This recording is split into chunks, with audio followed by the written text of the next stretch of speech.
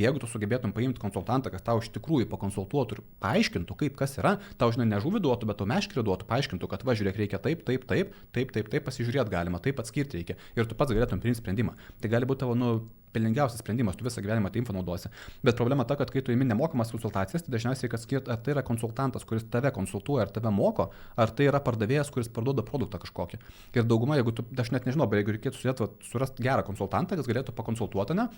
Tai yra žiūri, pas mane, pavyzdžiui, būna kažkas, žinai, pasiprašo konsultacijos, tu pradedi kalbėti ir sakai, jo, bet man ten konsultantas padėjo, sudurėjo tą ir tu žiūri, tada supranti, kad tai ten ne konsultantas buvo, ten buvo pardavimo agentas, kuris, žinai, jo, nemokama konsultacija ir ką jūs galvojate apie tą ir tą, o, bet žinai, kad labai geras variantas, šiaip kaip tik, va, mes su kompensa dirbam, tai yra ten gyvybės draudimo geras planas čia, ar galvojate apie savo ten finansinę ateitį. Ir tau tiesiog, bet tu žinai, kas blogai, tu tikiesi, kad tau pakonsultuos patars kaip geriau, o jis tau tiesiog parduoda, kuris į komisą gauna ir pasiuoda 5% komisas.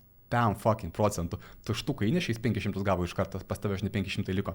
Ir tada toj vietoj, žinai, gaunasi, tu nesupranti, tu tikiesi, žinai, kaip pas gydytojas, tai tu tikiesi, kad gydytojas tau, žinai, duos kažkokį tai vaistą, kuris tau geriausia padeda, o nuo to, nuo kurio jis daugiausiai uždirba.